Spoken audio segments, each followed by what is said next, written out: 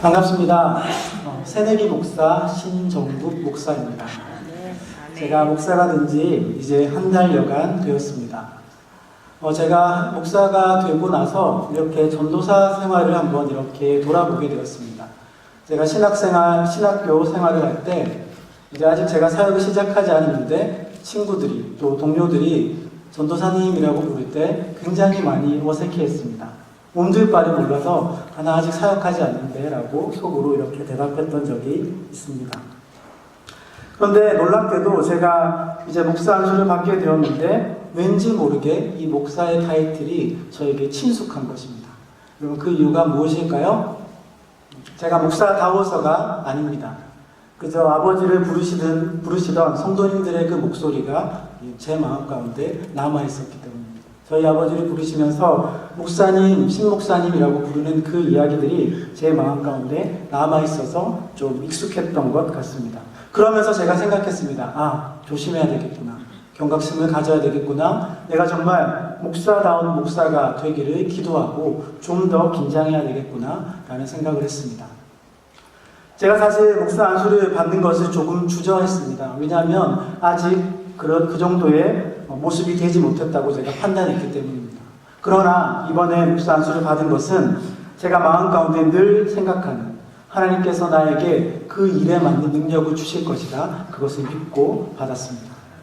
19세기 미국의 유명한 설교가였던 필립스 브룩스가 이런 이야기를 했습니다. 능력에 맞는 일을 구하는 것이 아니라 일에 맞는 능력을 구하라. 능력에 맞는 일을 구하는 것이 아니라 일에 맞는 능력을 구하라. 저는 이 말씀을 기억하며 제가 한 걸음 한 걸음 걸어갑니다. 성도 여러분들도 이 부족한 저를 위해서 함께 기도해 주시기를 부탁을 드립니다. 좌우 옆 사람을 보면서 한번 인사하겠습니다. 은혜 받는 시간 되십시오 라고 해보겠습니다. 앞에 사람 보시면서 한 번 더 주 안에서 사랑합니다 라고 해보겠습니다. 감사합니다.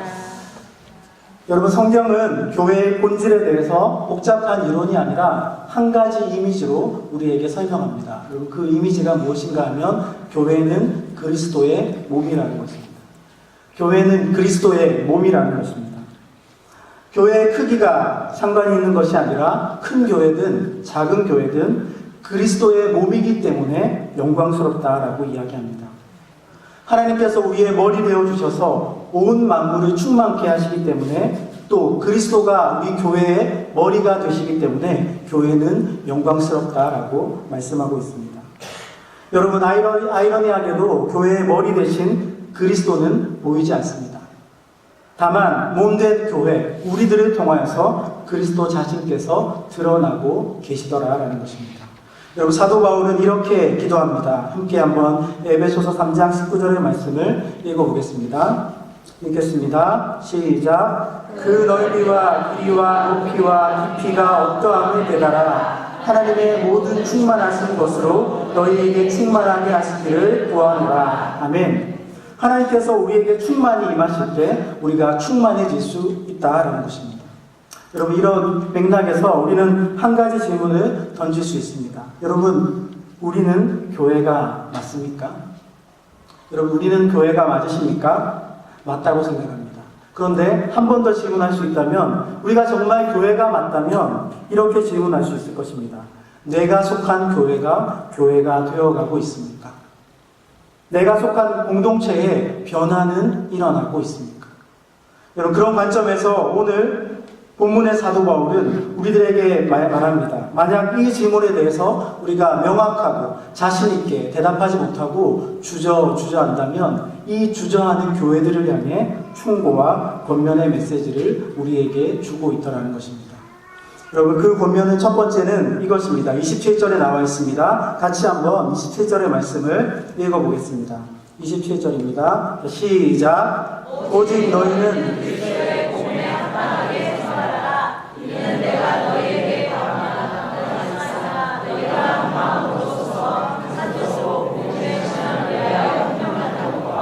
아멘. 밑줄 친 곳에 보면 오직 너희는 그리스도의 복음에 합당하게 생활하라 라고 이야기하고 있습니다.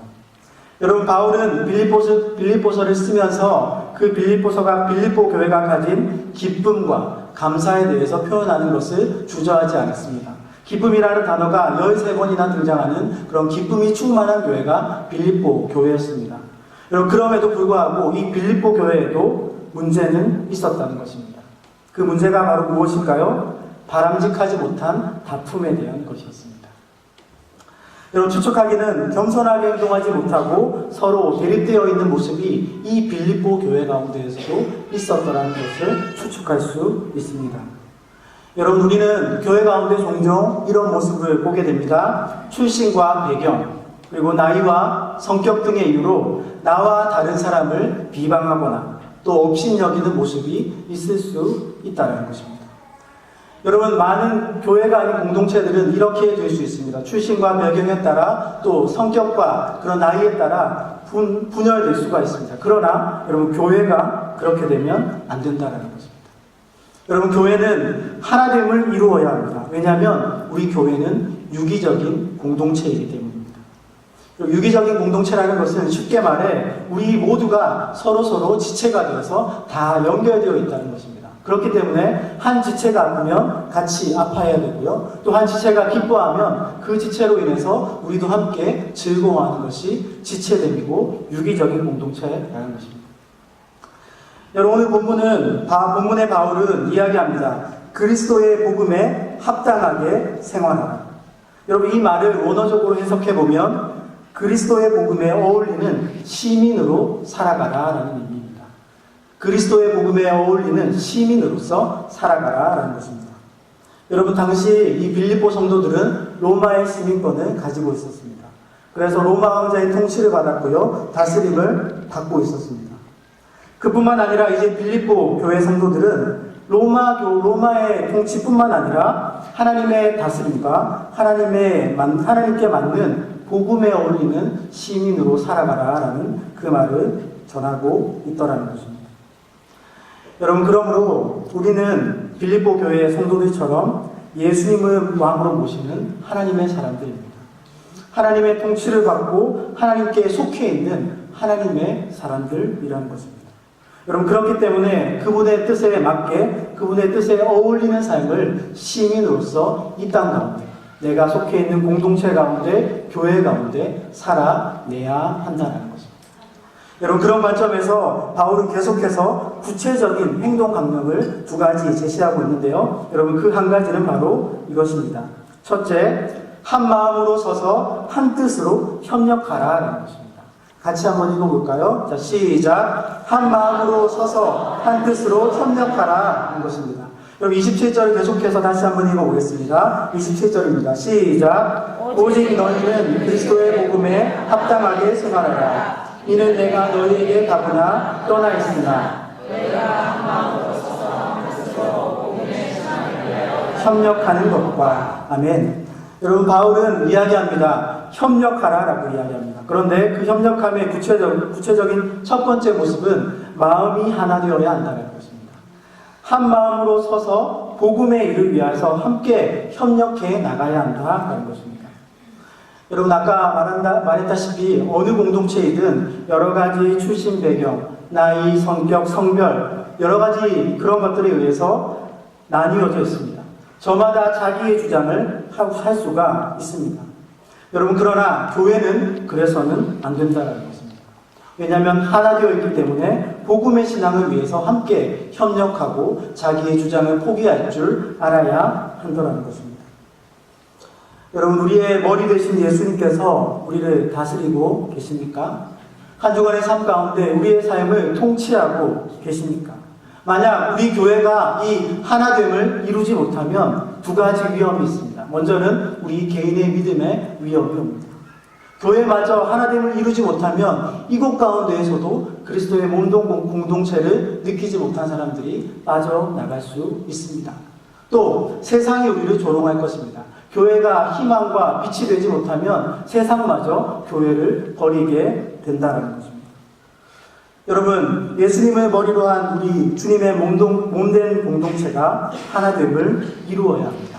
혹 우리 가운데 시기와 질투와 파벌과 당짓는 것이 있다면 교회를 조롱하는 세상의 목소리를 들을 수밖에 없을 것입니다. 우리 개인의 믿음까지도 흔들려서 교회 안에도 희망이 없다라고 뛰쳐나갈 수도 있더라는 것입니다. 여러분, 바울은 자신을 위해서 끊임없이 아낌없는 기도와 또 물질적인 연보를 해주는 빌립보 교회를 칭찬하지만, 반면 그럼에도 불구하고 복음에 합당하게 생활하라. 그 구체적인 하나의 모습은 한 마음으로 하나됨을 이루기를 기도하고 권면하고 있더라는 것입니다. 여러분, 오늘 우리가 속한 이 행전교회 공동체 가운데 하나 되기를 힘쓰시기를 바랍니다. 하나됨의 일을 위해서 협력해내고 내 주장을 내려놓고 때로 주님께서 원하시는 것이 무엇일까 그것을 질문했을 때 다른 상대방의 의견이 옳다고 여겨졌을 때는 그것을 따라가는 믿음의 일꾼들이 되시기를 주님의 이름으로 소망합니다. 또 한 가지, 복음에 합당하게 생활한다는 것은 무슨 의미가 있을까요? 여러분, 둘째 우리에게 이야기하는데요. 둘째는 대적하는 자들 때문에 두려워하지 말라라는 것입니다. 같이 한번 읽어보겠습니다. 시작. 대적하는 자들 때문에 두려워하지 말라. 아멘. 28절에도 한번 읽어보겠습니다. 28절도 있습니다. 시작. 무슨 일에든지 대적하는 자들 때문에 두려워하지 아니하는 이 일을 듣고자 하니라. 이것이 그들에게는 멸망의 증거요 너희에게는 구원의 증거니. 아멘. 여러분, 바울은 대적하는 자들 때문에 두려워하지 말라고 이야기합니다. 많은 대적자들이 있을 것인데 그들 가운데 두려워하지 않고 맞서 영적 싸움을 이루어내라는 것을 이야기하고 있습니다. 여러분, 우리가 알다시피 초대교회에는 참 많은 박해가 있었고요. 예수님을 믿는 것이 그들에게 두려움이 되는 그런 시기였습니다. 빌립보 교회는 교회를 대적하는 사람들 때문에 두려움과 고난을 친히 감당해내고 있었더라라는 것입니다. 여러분, 이것이 빌립보 교회의 이야기만은 아니죠, 여러분. 우리가 한 주간 살아가면서 여러 가지 크고 작은 대적들을 스치고 지나갑니다. 작은 대적들을 만났을 때 내 영적인 그 능력이 온전하지 못하면 그 작은 터치에도 넘어지고 쓰러지는 것을 경험하는 것이 우리들의 인생이라는 것입니다. 또 내 안에 있는 상처가 나를 힘들게 하고 또 주변에 가시돋친 말들이 나를 힘들게 해서 내가 그 무거운 터널 속으로, 어두운 터널 속으로 들어가는 것을 경험하기도 하더라는 것입니다. 자, 여러분, 우리에게 담대함은 어디서 나올까요? 아무리 생각해봐도 한 가지밖에 없습니다. 무엇일까요? 말씀입니다. 말씀의 담대함만이 우리를 살아가게 하고 참 희망을 가지게 하고 어떤 세상의 대적 가운데 이겨낼 수 있는 힘을 말씀 가운데 하나님께서 우리에게 주시더라라는 것입니다. 우리가 함께 묵상하고 암송했던 말씀, 이사야 42장 10절 말씀 같이 한번 읽어보겠습니다. 이사야 42장 10절 말씀 읽어보겠습니다. 시작. 두려워하지 말라.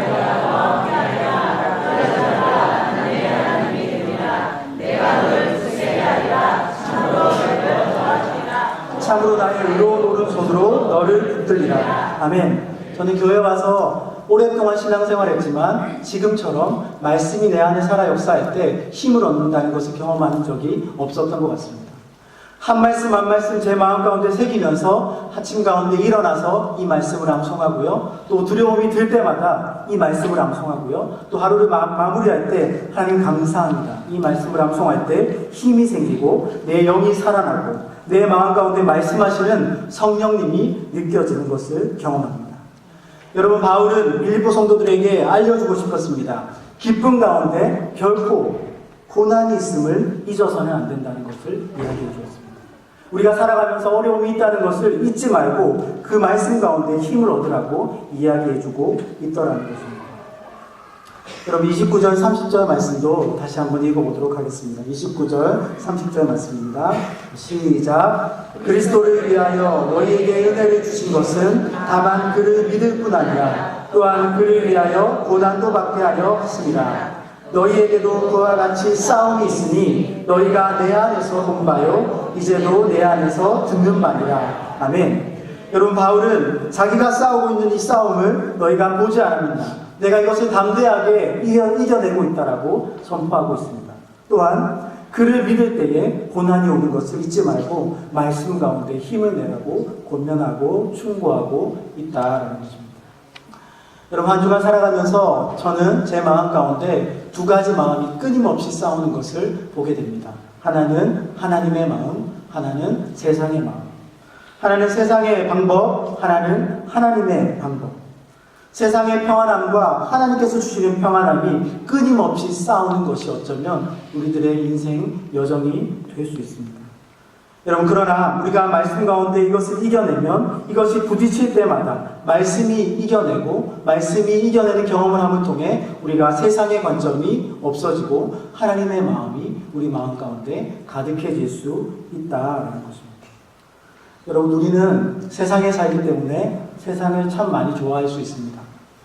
세상의 많은 것들이 우리를 유혹할 때가 있습니다. 그러나 이때마다 하나님의 말씀을 붙잡고 이것이 기도해야 해결된다는 것을 붙잡으며 내가 하나님 안에 있어야 평안함을 찾게 된다는 것을 믿고 그 어려움을 극복해 나가시기를 주님의 이름으로 소망합니다.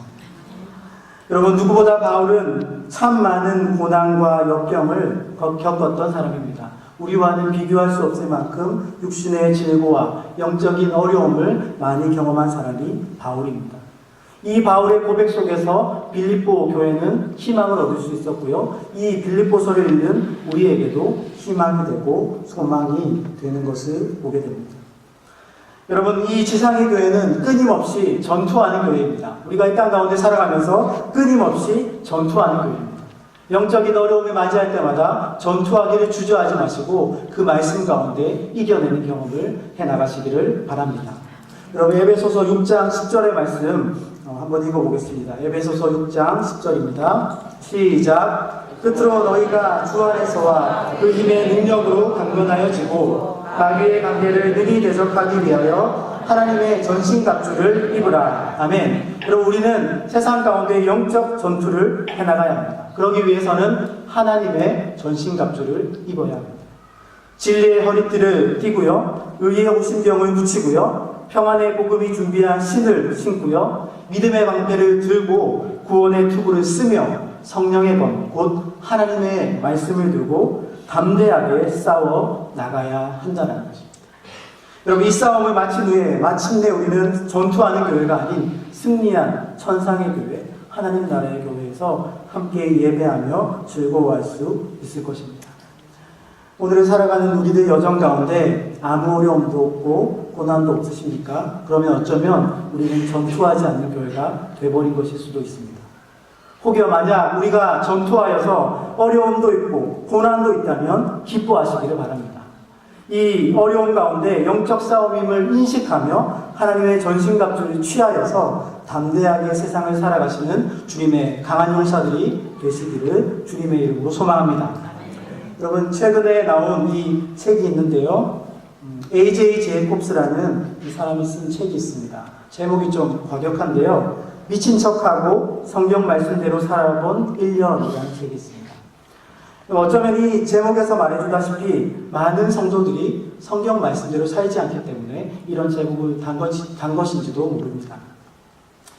여러분, 저자는 미국의 에스콰이어 잡지사의 편집장으로 일하면서 남부럽지 않은 인생을 살아갔습니다. 여러분, 그런 그가 일생일대에 중요한 실험을 하게 되는데요, 그 실험이 무엇인가 하면 성경 말씀대로 1년만 한번 살아보자, 이런 결정을 하게 됩니다. 그 결정의 이유는 많은 종교들이 있는데 많은 종교들이 다 자기가 맞다고 이야기하는데 다른 종교는 시간이 가면 쇠퇴하고 몰락해 가는데 왜 성경의 권위만큼은 몰락하지 않고 더 영향력이 커지는 것인가? 이것을 질문하며 정말 그것이 맞을 수도 있겠다라는 결론을 내리고 이렇게 살아보기를 결정합니다. 여러분, 제이콥스는 모든 거짓말을 그때부터 금합니다. 어떤 거짓말도 허용하지 않고 자기가 거짓말을 하지 않기로 결정합니다. 또 자신의 1년의 소득의 10분의 1을 자선단체에 기부하기도 합니다. 그리고 불경한 자에게, 가늠한 자에게 가서 직접 돌을 던지기도 합니다. 그래서 어려움을 당했다라고 쓰기도 합니다. 굉장히 유쾌한 사람입니다. 그러면서 매월 1일에는 새 달이 시작되었음을 알리는 나팔도 불었다고 합니다. 여러분, 그는 성경에 나오는 여러 가지 일들을 직접 해보았고요, 그렇게 실험을 시작한 지 381일 이후에 이런 결론을 내렸습니다.